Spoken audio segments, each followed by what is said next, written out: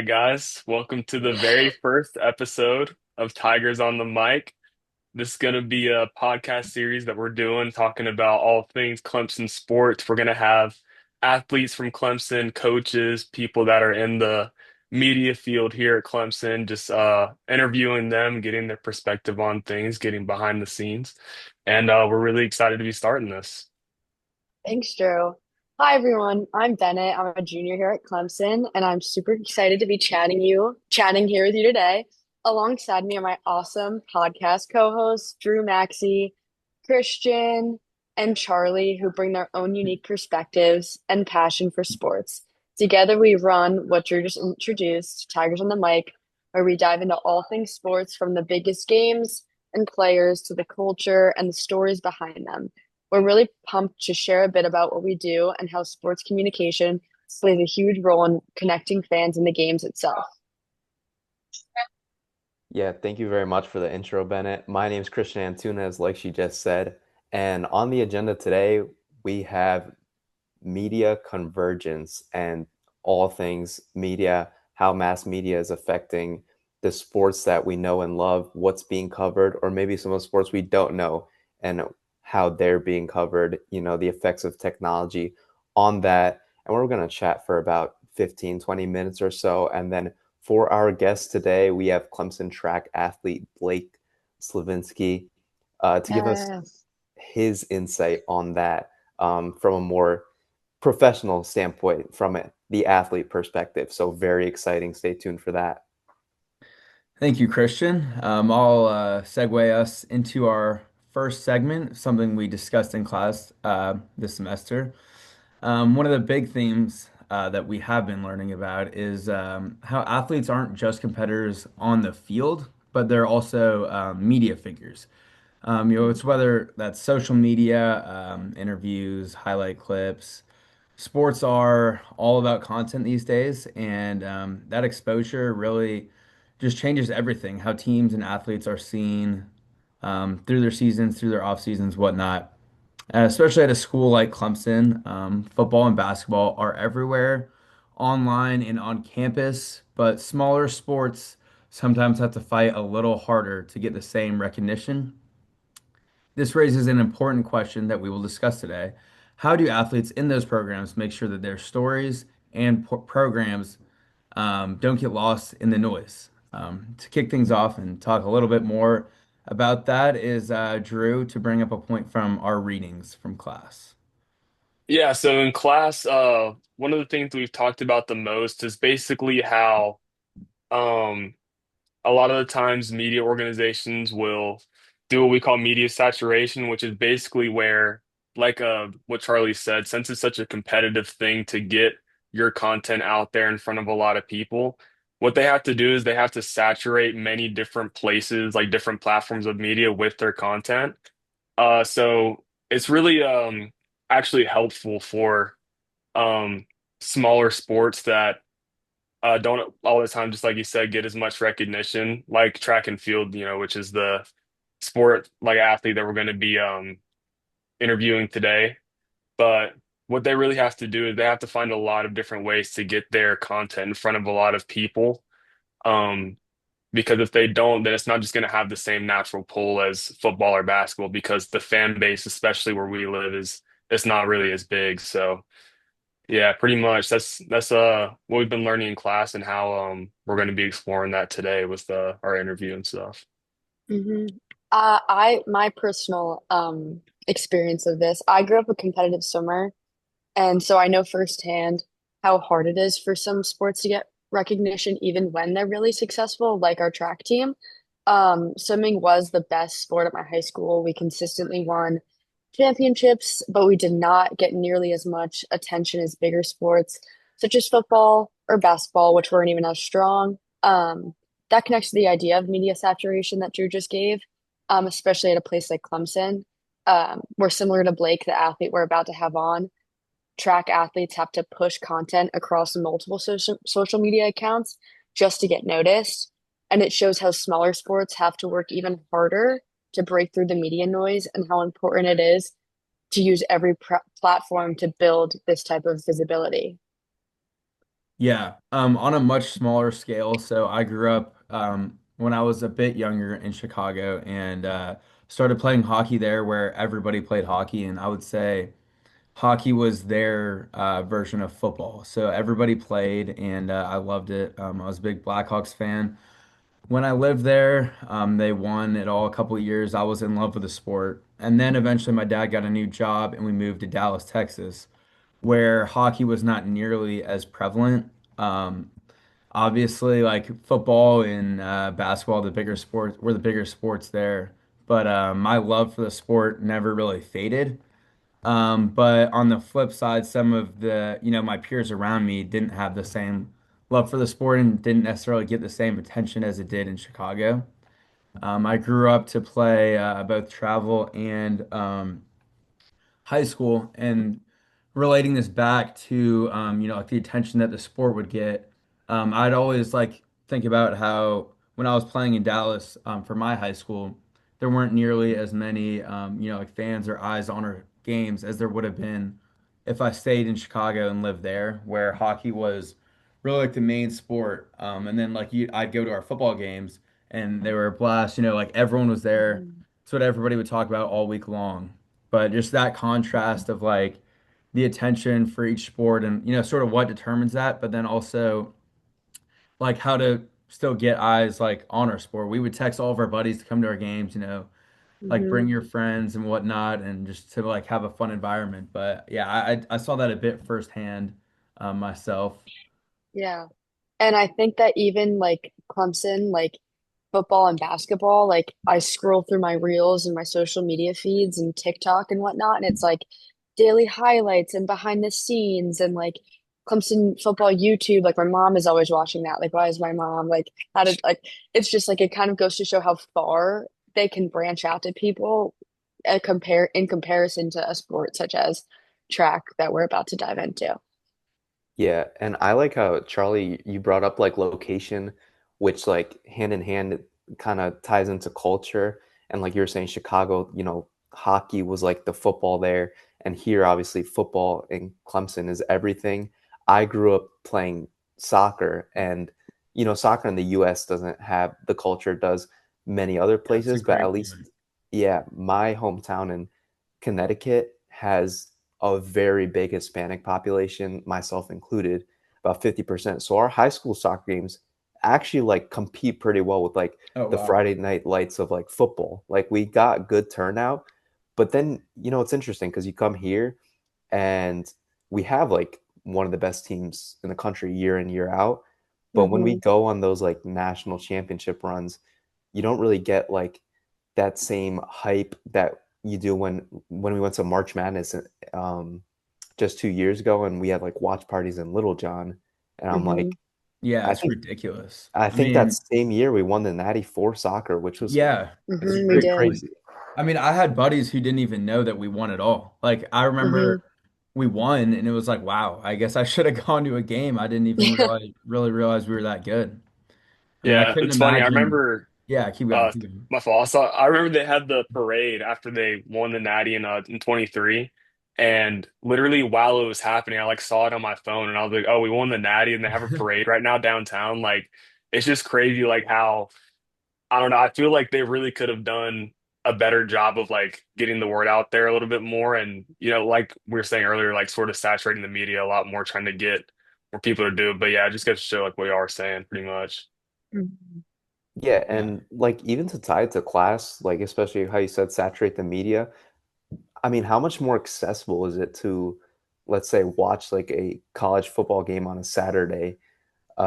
Meanwhile, if you want to watch college soccer, it's like we talked about, all these big companies have monopolies, and you need like ESPN Plus or ESPNU, Yeah, it's and true. it's Hmm. like impossible to find some of these sports. Oh, it's ridiculous. Yeah, some of these different streaming services I've never even heard of sometimes. Yeah. Yeah. Just all these hoops you have to jump through. It's like I feel like the least that some of these smaller sports could do could be to make it as accessible as possible. But I'm sure it's not that easy. Yeah. Hmm. I entirely agree. I feel like also on top of how hard these athletes have to work within their sport just to like be better and win, it's also like the whole other aspect of like social media and needing to work even harder on that as well. When like kind of like how you were saying with like the soccer team, like the soccer team has like that I don't know if you guys have seen it like driving into Clemson, but they have like when they won the national championships, Yeah. but it's pretty far off campus. And it's like I feel like in Death Valley we have these like flags flying, like that's not even social media, it's just like on campus, off campus. It's just insane how it's just not as right in front of our faces as like Yeah. these bigger sports and teams are. I think it Yeah. all just I think it all sort of compounds. I mean, I think NIL plays a big deal into that too, because just the amount of like money being put into these programs by donors Hmm. and It's whatnot, true, man. it all just makes it easier to be seen. I mean, all of this Hmm. like more money to the social media teams, it all compounds into one and just gives these bigger sports more of an advantage and more of an advantage and more of an advantage. Hmm. I will I say know, that I I think agree. I agree with that. I think that there's one advantage that collegiate sports for like smaller fan bases have over the professional counterpart, which is like, for example, for Clemson track and field or like uh like Clemson tennis, Clemson golf, things that like don't get a ton of turnout. Them having the university sort of as a vehicle to be able to push to push their content out there, I think is a really big advantage because obviously each sports program has their own social media handles or whatever. But then we Hmm. also just have like the Clemson University media. Then we have like Clemson Tigers. They have their own accounts on all the social media and all of those like the general ones they will post like the individual smaller sports. So I think that and then just like Bennett said like having the for soccer like having the billboards there and like having stuff like that. I think that just having the university that can sort of push out the smaller sports has the capability to push out the smaller sports to the students is also a big advantage that the smaller sport collegiate athletes have over like a professional who just like they kind of just have to fend for themselves. They don't have a big university or big well-known organization to fall back on, really. Yeah, 100%. I mean, at the end of the day, we still have how big's our student body these days? Like, It's like 30,000. 26, yeah, right. So at the it's end of the day, high. we still have 20 something thousand students that are Clemson fans at the core of it. And I mean, that's a lot more than like, say, a professional lacrosse team could have to Hmm. offer. Right, They're yeah. already working with such a small fan base, even though these Hmm. might be not be the most prevalent sports of all time. You can always fall back on, like you said, Drew, always fall back on the fact that it is still the Clemson Tigers, and Right. people are Yeah. still always going to Hmm. root for the orange and the purple. So. Hmm. Yeah. Let's go. Yep. Well, I think that's some really good points on that topic, guys. I mean, what like we talked about, the today's sports media it just isn't evenly distributed. Football and basketball dominate the content, while smaller sports it's just sometimes hard to get the eyes on them. That brings us perfectly to our guest today, who will be joining us on Tigers on the Mic. This is Blaik Slavinski from the Clemson track and field team. Blake has firsthand experience with everything we just talked about, balancing the grind of being a student athlete while also figuring out how to represent himself and his sport in such a crowded media space. I'll hand it Hmm. over to Bennett to introduce you guys to Blake. Yep, kind of like just how Charlie said, we're super excited to welcome Blake. He's one of Clemson's rising stars on the track team. He specializes in the 1500 and 800 meter. He has been dropping some seriously fast times, shaving his 800 meter down to an impressive 147.65 and crushing relays such as the distance medley. Off his standout freshman year, he's only getting faster and stronger, pushing Clemson's track team to new heights. Plus, coming from a family of athletes, Blake's got that competitive fire and dedication that makes him one to watch. We are really stoked to have him and to hear him and share his journey on what it takes to compete at this kind of level. It's recording. Let's All right, go. Blake Slavinski, thanks so much for joining us, man. It's great to have you on here. So, just before we get into anything, we heard recently that you're actually a DJ on top of being a track athlete. So, just tell us a little bit about that. What's that like? Yeah, I started DJing freshman year because I bought a controller off of the Clemson story, and because one of my and because one of my friends who goes to U Miami taught me how to do it. Oh, okay, but that's Perfect. pretty legit. There you And go. then ever since then, you know, I've been addicted. I mean, it's fun. Like I always like being on aux at the parties, so Hmm. you know, That's so yeah. tough. Gotta be. What's the There's always craziest thing you've seen being a DJ, Blake? Oh, the cra All right, I'll tell you the second craziest thing because I'm not allowed to tell you the Okay. first. Um, dude, bro, I don't know. I got to use the smoke cannon at Roar. That was pretty sick, man. Let's Like That's every go. legit. yeah. That's tough. That is fun. All right. But we're here to talk about track, right? Yeah. Yes, we are. Dial in. I All guess right, so.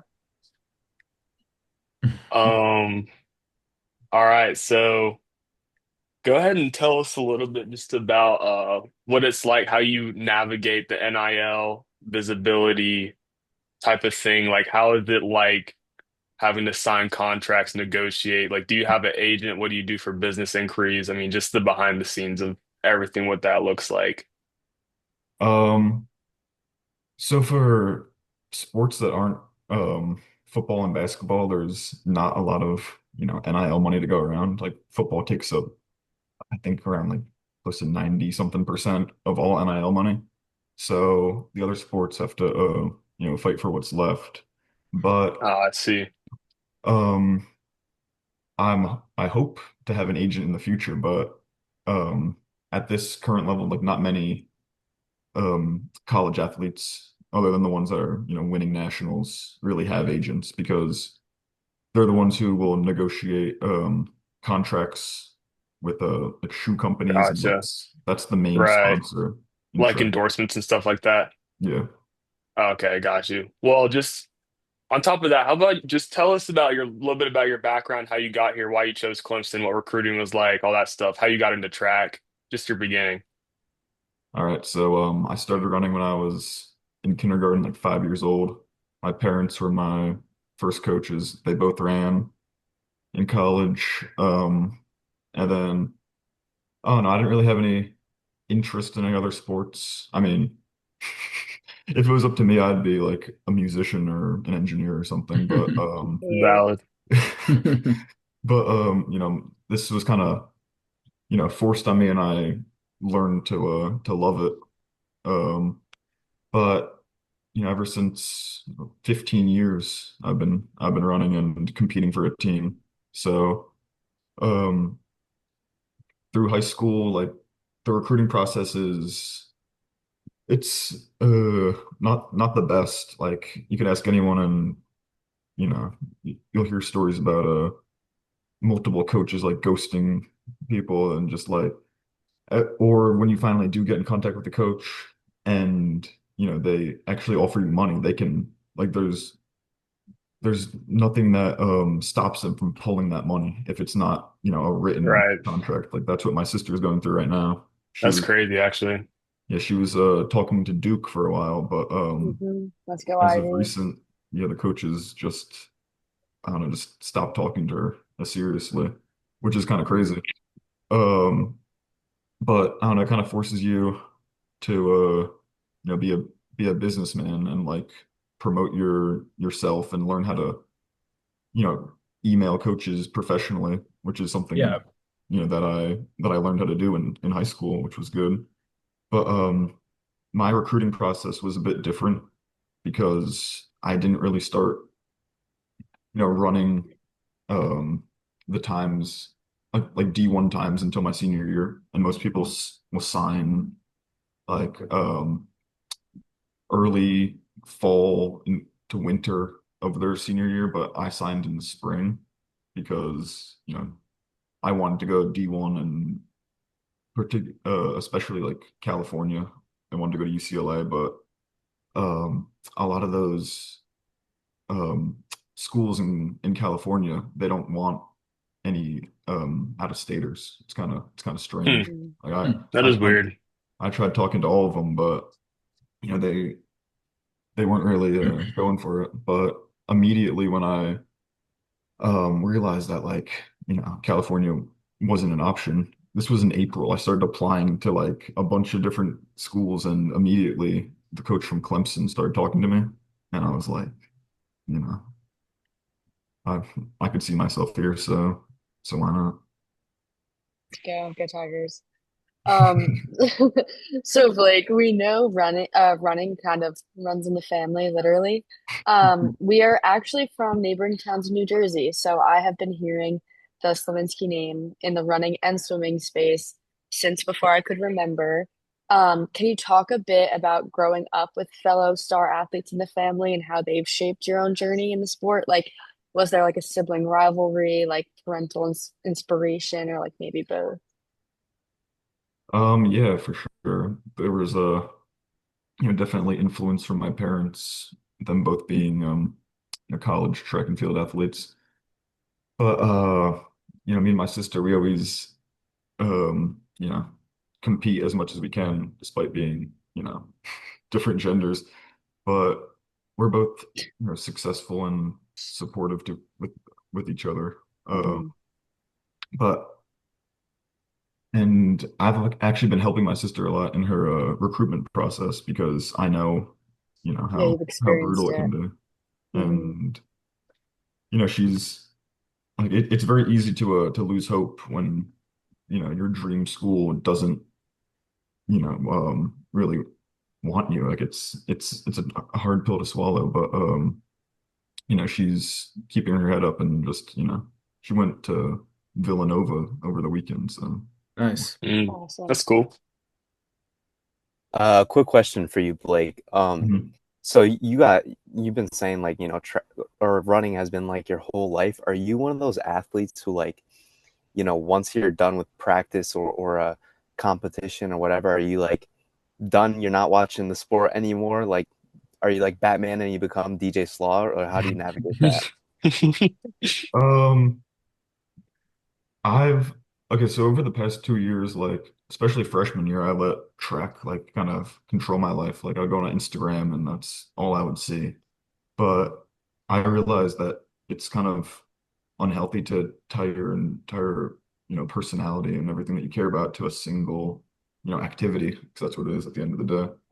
Um, so, I've been trying to broaden my horizons, which is hard being a full-time athlete, also having to deal with classes and all that. But you know, I've I'm glad that I have other, passions because if I have a bad race, then I need something else to turn to. For Hmm. sure. You know, Yeah, I absolutely. asked that. I asked that just because, like, we were talking earlier about like media convergence and some of the monopolies that have like are going on to watch sports nowadays. Yeah. And the track and field world championships were like the other week. I was one. Did you watch that? And it's like, was that hard for you to watch? Because I think that was like exclusively on Peacock or something, which is like one of those things that's like, if you don't have a go-to you want to watch there, you're not paying for Peacock. Um, yeah, I mainly watch races on Instagram. Like I feel like most people do it that way because um the longest race that I'm actually interested in is like less than 4 minutes. So that can fit in a reel, but even then you get the highlights Yeah, and that's interesting. you know, like I don't I don't know. I'm not buying a Peacock subscription just to watch that because I can watch it for free. But um, I know that it's been a big complaint in the community about the monopolization, especially with high school and college events. Flow Track is one of the biggest names that people like to hate on because they charge something ridiculous, like close to like $100 a month just for their service. Insane. Yeah. Highway robbery. Yeah, that doesn't make much sense to me. Um, sort of going back to how you watch some of the races like on Reels and whatnot.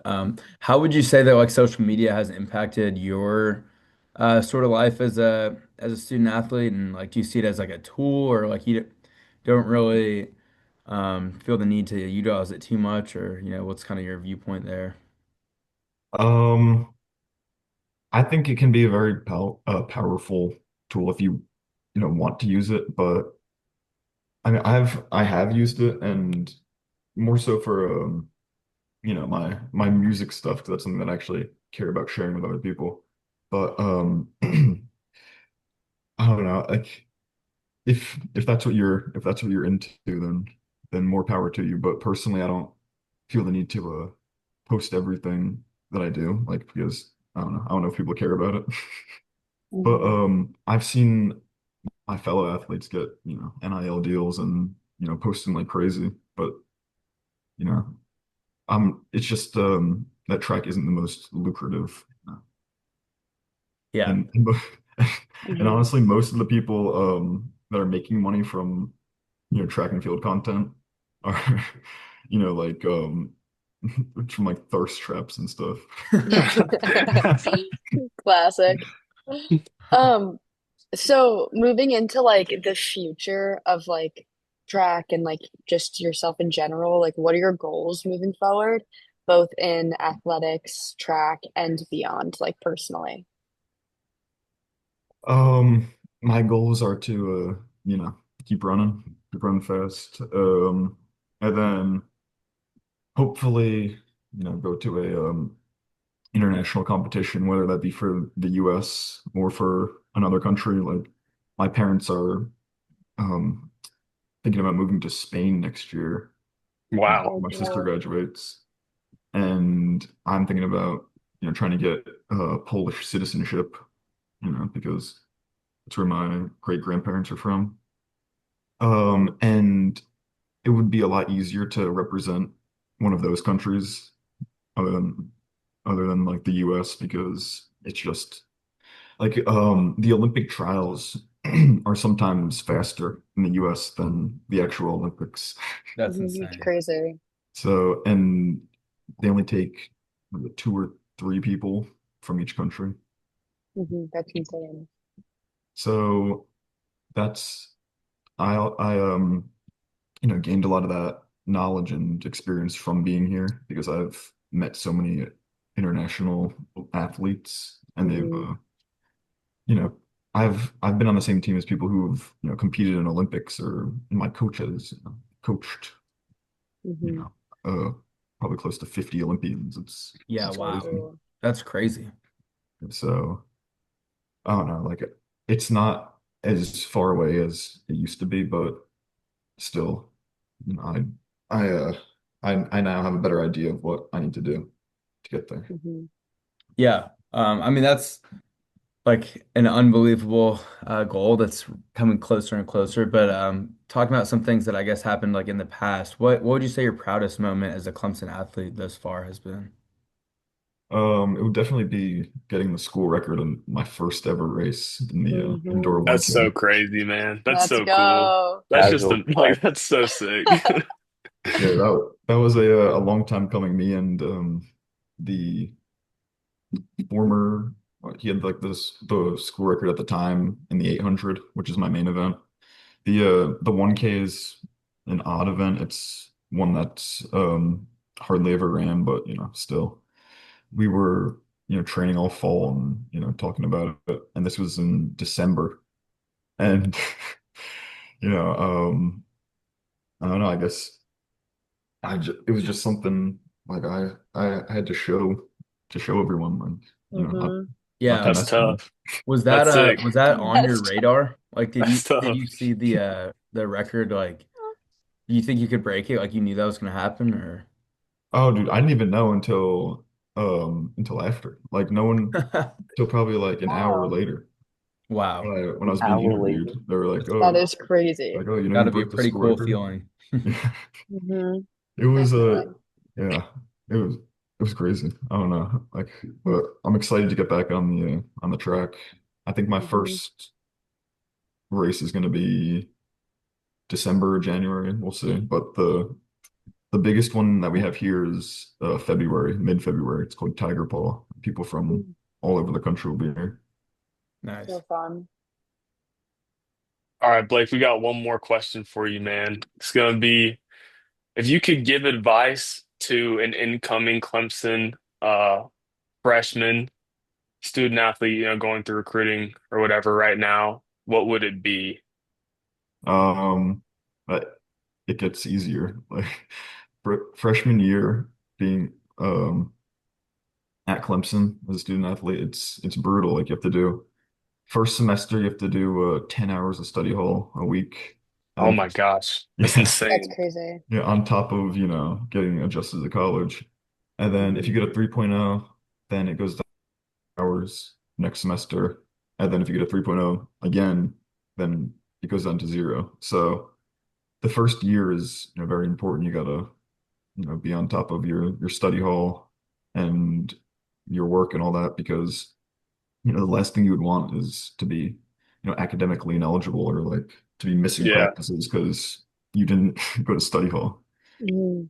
Like I don't know, I hated on it when I was a freshman, but looking back, it probably is one of the reasons why my GPA is what it is today. Yeah, it's good that they also like hold you accountable because you're not like too busy to like study or they like build it into your schedule. Yeah. That's good.